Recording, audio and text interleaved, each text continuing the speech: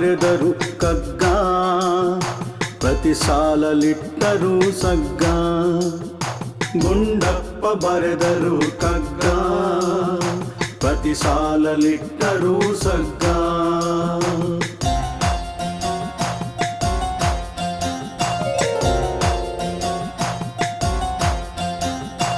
ಕನ್ನಡದ ಕೈಪಿಡಿಯು ಕಗ್ಗ, ಬದುಕಿಗೆ ಪಾಠವಿದು ಕಗ್ಗ.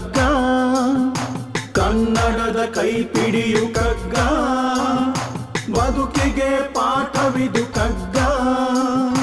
ಮೌಲ್ಯಗಳ ತಿಳಿಸುವುದು ಕಗ್ಗ, ಅರಿತರೆ ಬಾಳೆಲ್ಲ ಸ್ವರ್ಗ. ಗುಂಡಪ್ಪ ಬರೆದರು ಕಗ್ಗ, ಪ್ರತಿ ಸಾಲಲಿಟ್ಟರು ಸಗ್ಗ.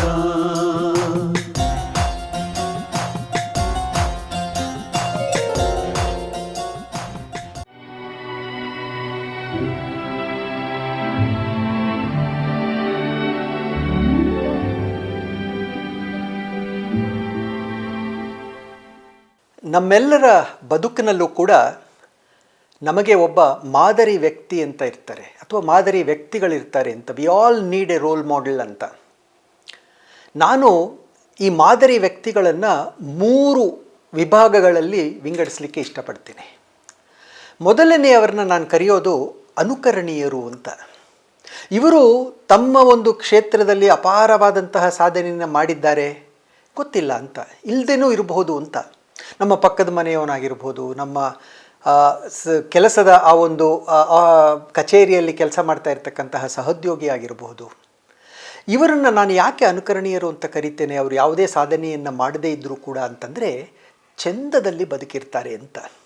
ತಮ್ಮ ಒಂದು ಇತಿಮಿತಿಯಲ್ಲಿ, ತಮ್ಮ ಒಂದು ಮನೆಮಟ್ಟಿನಲ್ಲಿ ಇನ್ನೊಬ್ಬರಿಗೆ ತೊಂದರೆ ಆಗದ ಹಾಗೆ ಸದಾ ನಗ್ತಾ ನಗ್ತಾ ಚಂದದಲ್ಲಿ ಬದುಕಿರ್ತಾರೆ. ಅಂಥವ್ರನ್ನೆಲ್ಲ ನೋಡಿದಾಗ ನಮ್ಗೆ ಅನಿಸುತ್ತೆ, ಅರೆ ನಾವು ಕೂಡ ಬದುಕಿದ್ರೆ ಈ ರೀತಿ ಬದುಕಬೇಕು ಕಣಪ್ಪ ಅಂತ. ಅಂಥವ್ರನ್ನ ನಾನು ಅನುಕರಣೀಯರು ಅಂತ ಕರಿತೇನೆ. ಎರಡನೇ ಪಂಗಡ ಇದೆ, ಇವರನ್ನು ನಾನು ಆದರಣೀಯರು ಅಂತ ಕರಿತೇನೆ. ಇವರು ತಮ್ಮ ಕ್ಷೇತ್ರದಲ್ಲಿ ಅಪಾರವಾದಂತಹ ಸಾಧನೆಯನ್ನು ಮಾಡಿರ್ತಾರೆ ಅಂತ, ಆದರೆ ಅವರ ಬದುಕು ಅಷ್ಟೊಂದು ಚೆಂದ ಇರಲ್ಲ ಅಂತ. ಒಂದು ಉದಾಹರಣೆ ಅಂತಂದ ಅಂದರೆ, ಅವರು ಯಾವುದೇ ಒಂದು ಕ್ರೀಡಾರಂಗ ಇರ್ಬೋದು, ಅಥವಾ ಚಿತ್ರ ನಟನೆಯಲ್ಲಿ ಇರಬಹುದು, ಅಪಾರವಾದಂತಹ ಒಂದು ಹೆಸರನ್ನು ಗಳಿಸಿರ್ತಾರೆ. ಆದರೆ ತಮ್ಮ ಬದುಕಿನಲ್ಲಿ ಕುಡಿತ, ಜೂಜು ಇಂತಹದರಲ್ಲೇ ಇರ್ತಾ, ಬಹಳ ಕೆಟ್ಟ ಕೆಟ್ಟ ಮಾತುಗಳನ್ನು ಆಡ್ತಾ, ಕೊಲೆ ಮಾಡಿ ಜೈಲಿಗೆ ಹೋಗುವಷ್ಟರ ಮತ್ತಿಗೆ ಅವರು ತಮ್ಮ ಬದುಕನ್ನು ಕಟ್ಕೊಂಡಿರ್ತಾರೆ. ಅಂತಹವರನ್ನು ನೋಡಿದಾಗ ನಮ್ಗೆ ಅನಿಸುತ್ತೆ, ಇವರು ಆದರಣೀಯರು. ಯಾಕೆ ಅಂದರೆ ಇವರ ಕ್ಷೇತ್ರದಲ್ಲಿ ಇವರು ಸಾಧನೆಯನ್ನು ಮಾಡಿದ್ದಾರೆ, ಆದರೆ ಅವರು ಅನುಕರಣೀಯರಲ್ಲಪ್ಪ, ಅವರಂತೆ ಬದುಕೋದಕ್ಕೆ ನಮಗೆ ಇಷ್ಟ ಇಲ್ಲ, ಆ ಬದುಕು ನಮಗೆ ಬೇಡ ಅನಿಸುತ್ತೆ ಅಂತ. ಈ 3ನೇ ಪಂಗಡದಲ್ಲಿ ಒಬ್ಬರು ಇರ್ತಾರೆ, ಅವರು ಆದರಣೀಯರು ಹಾಗೂ ಅನುಕರಣೀಯರು ಅಂತ. ಅಂತಂದರೆ ಅವರು ತಮ್ಮ ಕ್ಷೇತ್ರದಲ್ಲಿ ಅಪಾರ ಸಾಧನೆಯನ್ನೂ ಮಾಡಿ ಬಹಳ ಚೆಂದದ ಬದುಕನ್ನು ಸಾಗಿಸ್ತಾ ಇರ್ತಾರೆ. ನಾವು ಅವರನ್ನು ನೋಡಿ ಅಂದ್ಕೊಳ್ತೀವಿ, ನಾವು ನಮ್ಮ ಕ್ಷೇತ್ರದಲ್ಲಿ ಇಷ್ಟೇ ಸಾಧನೆಯನ್ನು ಮಾಡಬೇಕು, ನಾವು ನಮ್ಮ ಬದುಕಿನಲ್ಲಿ ಹೀಗೆ ಬದುಕಬೇಕು ಅಂತ. ಒಂದು ಒಳ್ಳೆಯ ಉದಾಹರಣೆಯಿಂದ ಅಂದರೆ ಸ್ವಾಮಿ ವಿವೇಕಾನಂದರು ಅಂತ. ನಮ್ಮ ಕಾಲಘಟ್ಟದ ಒಂದು ಉದಾಹರಣೆ ಅಂತ ಅಂದರೆ APJ ಅಬ್ದುಲ್ ಕಲಾಂ ಅವರು. ತಮ್ಮ ಕ್ಷೇತ್ರದಲ್ಲಿ ಉನ್ನತ ಸಾಧನೆ, ಮಾನವೀಯ ರಂಗದಲ್ಲಿ ಅಷ್ಟೇ ಚಂದದ ಬದುಕು ಅಂತ. ನಾವು ಸಾಹಿತಿಗಳ ರಂಗದಲ್ಲಿ ಅಂತಹ ಒಬ್ಬರನ್ನು ಹುಡುಕ್ತಾ ಹೋಯಿತು ಅಂತಂದರೆ ಅಗ್ರಮಾನ್ಯರಾಗಿ ನಮಗೆ ಕಾಣೋದು DV ಗುಂಡಪ್ಪನವರು. ಅವರು ಅನುಕರಣೀಯರು, ಅವರು ನಮಗೆ ಆದರಣೀಯರು. ತಮ್ಮ ಒಂದು ಕ್ಷೇತ್ರದಲ್ಲಿ ಅಪಾರವಾದಂತಹ ಸಾಧನೆಯನ್ನೇ ಮಾಡ್ತಲೇ ಬದುಕಿದ್ರೆ ಹೀಗೆ ಬದುಕಬೇಕು ಅನ್ನುವ ಒಂದು ಅದ್ಭುತವಾದಂತಹ ಚಿಂತನೆಯನ್ನು ನಮಗೆ ನೀಡಿದವರು ಅಂತ. ಹಾಗಾಗಿ ನಾವು DVG ಅವರ ಕೃತಿಗಳನ್ನು, ಅವರ ಒಂದಷ್ಟು ಸಾಹಿತ್ಯವನ್ನು ಓದಿಕೊಂಡರೆ ಸಾಲದು, ಅವರ ಬದುಕನ್ನು ಕೂಡ ಅರ್ಥ ಮಾಡ್ಕೋಬೇಕು. ಈ ಒಂದು ನಿಟ್ಟಿನಲ್ಲಿ ಸಾಗ್ತಾ ಅವರ ಬದುಕನ್ನು ತಮಗೆ ಪರಿಚಯಿಸ್ತಕ್ಕಂತಹ ಈ ಒಂದು ಪುಟ್ಟ ಪ್ರಯತ್ನ. ನಾವು ಯಾಕಪ್ಪ DVG ಅವರನ್ನು ಓದೋದು ಮಾತ್ರ ಅಲ್ಲ, ಅವರ ಬದುಕನ್ನು ಕಂಡುಕೊಳ್ಬೇಕು ಅಂತಂದರೆ, ನುಡಿದಂತೆ ನಡೆಯುತ್ತ ನಡೆದಂತೆ ಮಿಡಿಯುತ್ತ ಮಿಡಿದುದನೆ ಚಿತ್ರಿಸಿದ ದಾರ್ಶನಿಕರಿವರು.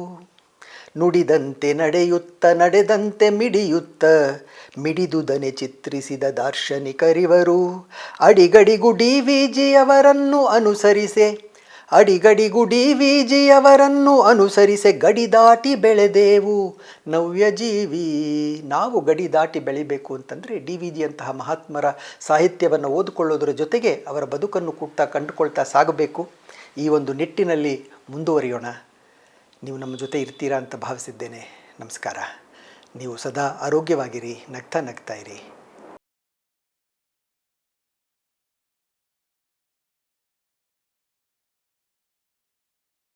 ಬದುಕಿಗಾರ್ನಾಯಕರು ಏಕನೋ ಅನೇಕರು, ಬದುಕಿಗಾರ್ನಾಯಕರು ಏಕನೋ ಅನೇಕರು. ವಿಧಿಯೋ ಪೌರುಷವೋ ಧರ್ಮವೋ ಅಂಧಬಲವೋ, ವಿಧಿಯೋ ಪೌರುಷವೋ ಧರ್ಮವೋ ಅಂಧಬಲವೋ, ಕುದುರುವುದು ಎಂತೂ ಈ ಅವ್ಯವಸ್ಥೆಯ ಪಾಡು, ಕುದುರುವುದು ಎಂತೂ ಈ ಅವ್ಯವಸ್ಥೆಯ ಪಾಡು. ಅದಿಗುದಿಯೇ ಗತಿಯೇನು ಮಂಕುತಿಮ್ಮ, ಅದಿಗುದಿಯೇ ಗತಿಯೇನೋ ಮಂಕುತಿಮ್ಮ, ಅದಿಗುದಿಯೇ ಗತಿಯೇನು ಮಂಕುತಿಮ್ಮ, ಅದಿಗುದಿಯೇ ಗತಿಯೇನೋ ಮಂಕುತಿಮ್ಮ.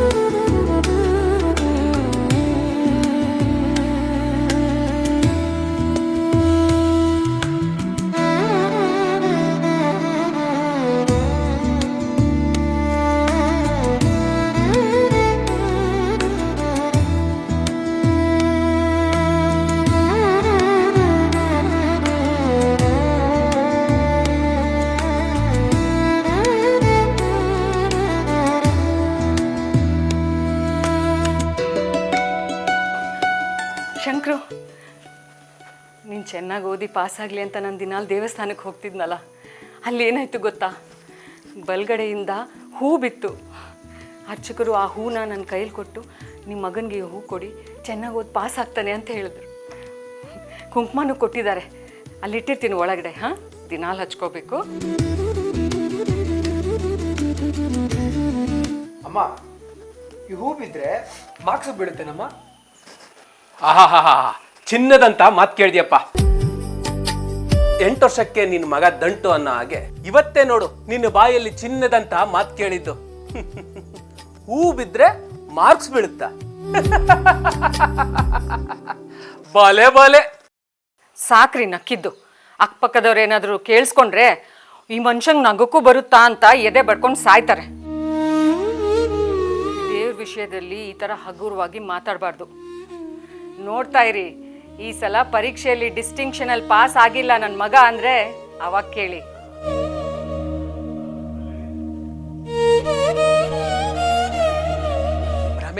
ಭ್ರಮೆ ಕಣಿಲಲ್ತ ನಿಂದು. ಮಂತ್ರಕ್ಕೆ ಮಾವಿನಕಾಯಿ ಬೀಳ್ತೇನೆ. ಈ ಹೂ ಬಿದ್ದು ಮಾರ್ಕ್ಸ್ ಬರೋ ಆಗಿದ್ದಿದ್ರೆ ಈ ಕಾಲೇಜು ಶಾಲೆ ಎಲ್ಲ ಯಾಕೆ ಬೇಕಿತ್ತು? ಈ ಕಾಂಪಿಟೇಷನ್ ಎಲ್ಲ ಯಾಕೆ ಬೇಕಿತ್ತು ಹೇಳು? ನಿನ್ಗೆ ಅರ್ಥವಾಗಲ್ಲ ಬಿಡು.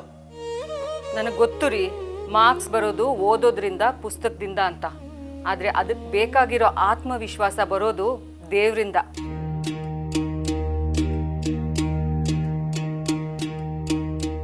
ತಿಳ್ಕೊಳ್ಳಿ. ಹೌದೌದು. ವರ್ಷ ಪೂರ್ತಿ ಪೋಲಿ ಅಲ್ಕೊಂಡು ಯುದ್ಧ ಕಾಲೆಯ ಶಸ್ತ್ರಾಭ್ಯಾಸ ಅಂತ ಓದಿದ್ರೆ ಏನ್ ಪ್ರಯೋಜನ?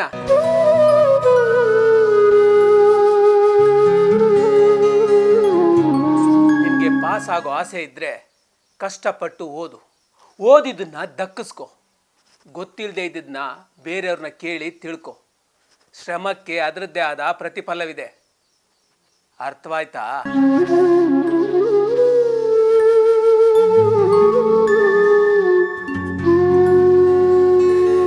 ಅವ್ರ ಮಾತಿಗೆ ತಲೆ ಕೆಡಿಸ್ಕೋಬೇಡ ನೀನು. ನೀನು ಚೆನ್ನಾಗಿ ಓದು.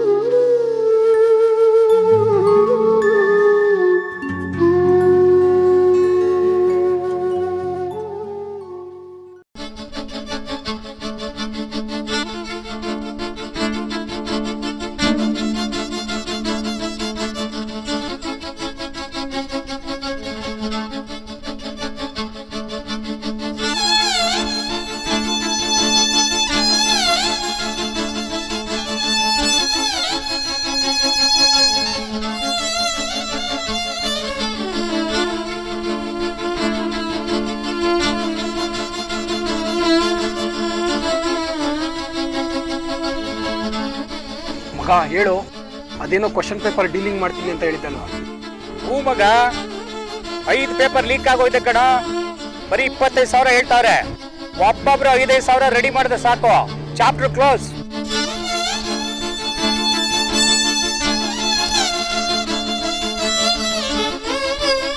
ಲೇ ಮಗ, ಮೋಸ ಗೀಸ ಏನಾಗಲ್ಲ ತಾನೆ? ಪಕ್ಕ ತಾನೆ? ವಿಷಯ ಗೊತ್ತಲ್ಲ ನಿನಗೆ? ಪಕ್ಕ ಇಲ್ಲ ಅಂದ್ರೆ ಪಕ್ಕಕ್ಕೂ ತಿರುಗಿ ನೋಡಲ್ಲ.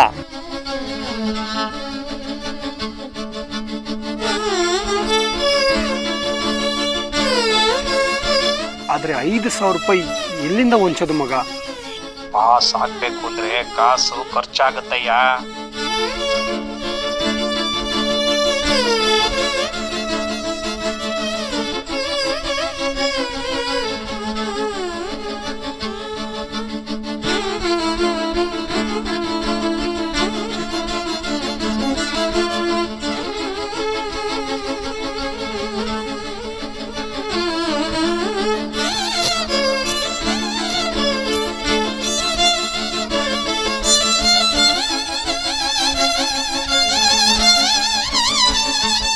ಅಮ್ಮ, ಅಮ್ಮ,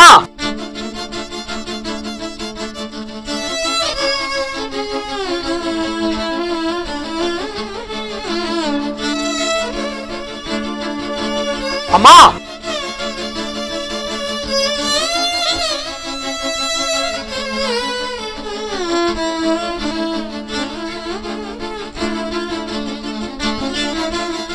ಅಮ್ಮ.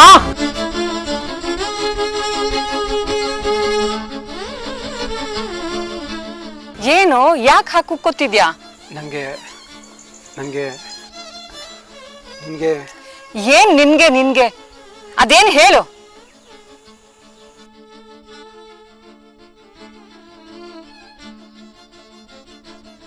ಅದೇನು ಹೇಳೋ? ನಿಂಗೆ ನಾನು ಎಕ್ಸಾಮಲ್ಲಿ ಪಾಸ್ ಆಗೋದು ಇಷ್ಟ ಇದೆ ತಾನೇ? ಎಂತ ಮಾತು ಹೇಳ್ತಿದ್ಯಾ? ಯಾವ ತಾಯಿಗೆ ತಾನೆ ತನ್ನ ಮಗ ಪಾಸ್ ಆಗಬಾರ್ದು ಅಂತಿರುತ್ತೆ. ಅದಕ್ಕೆ ತಾನೆ ನಾನು ದಿನಾಲ್ ದೇವ್ರ ಹತ್ರ ಪ್ರಾರ್ಥನೆ ಮಾಡೋದು. ಹಂಗಾದ್ರೆ ನನಗೊಂದು 5,000 ಬೇಕಾಗಿತ್ತಮ್ಮ. 5,000ನಾ? ಅಷ್ಟೊಂದು ದುಡ್ಡು ಯಾಕೋ?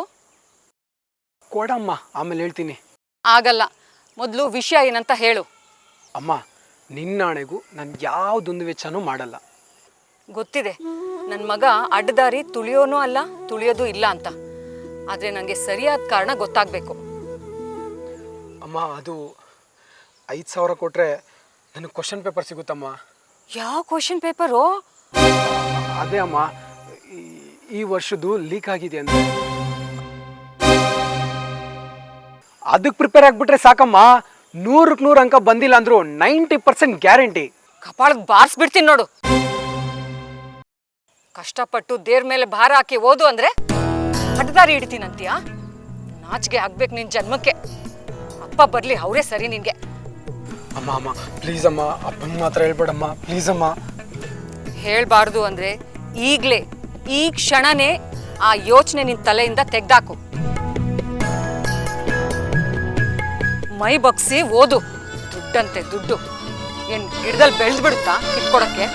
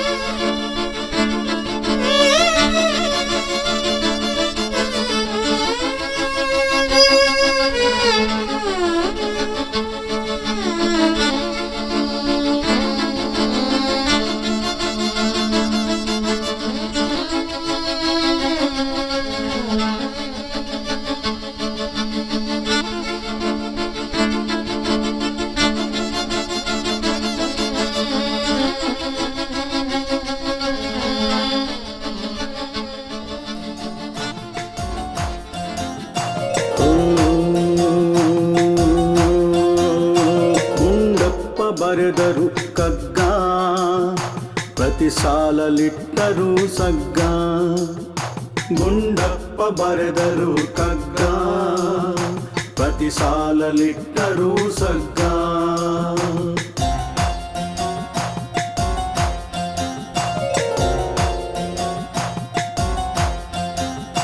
ಕನ್ನಡದ ಕೈಪಿಡಿಯು ಕಗ್ಗ, ಬದುಕಿಗೆ ಪಾಠವಿದು ಕಗ್ಗ. ಕನ್ನಡದ ಕೈಪಿಡಿಯು ಕಗ್ಗ, ಬದುಕಿಗೆ ಪಾಠವಿದು ಕಗ್ಗ, ಮೌಲ್ಯಗಳ ತಿಳಿಸುವುದು ಕಗ್ಗ, ಅರಿತರೆ ಬಾಳೆಲ್ಲ ಸ್ವರ್ಗ. ಗುಂಡಪ್ಪ ಬರೆದರು ಕಗ್ಗ, ಪ್ರತಿ ಸಾಲಲಿಟ್ಟರೂ ಸಗ್ಗ.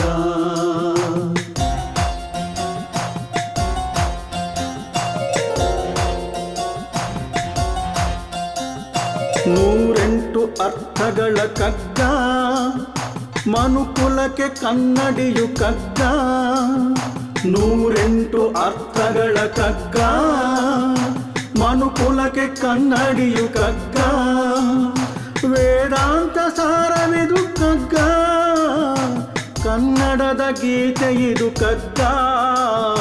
ಗುಂಡಪ್ಪ ಬರೆದರು ಕಗ್ಗ, ಪ್ರತಿ ಸಾಲಲಿಟ್ಟರೂ ಸಗ್ಗ.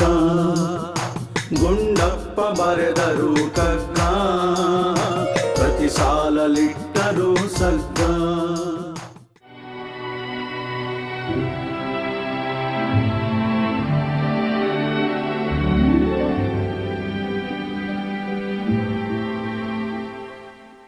ಸಮಾರಂಭ ಎಲ್ಲೇ ಇರಲಿ, ಸೀಮಂತದಿಂದ ಮದುವೆವರೆಗೂ ಯಾವುದೇ ಆಗಿರಲಿ, ನಿಮ್ಮ ಕನಸನ್ನು ನನಸು ಮಾಡಲು ನಾವಿದ್ದೇವೆ. ಕಳೆದ 24 ವರ್ಷದ ಸುದೀರ್ಘ ಅನುಭವ, ಶ್ರೇಷ್ಠತೆ, ಸ್ವಚ್ಛತೆ, ಬದ್ಧತೆ ನಮ್ಮ ಗುರಿ. ಸಂಪರ್ಕಿಸಿ innovative I event management, hospitality and allied services.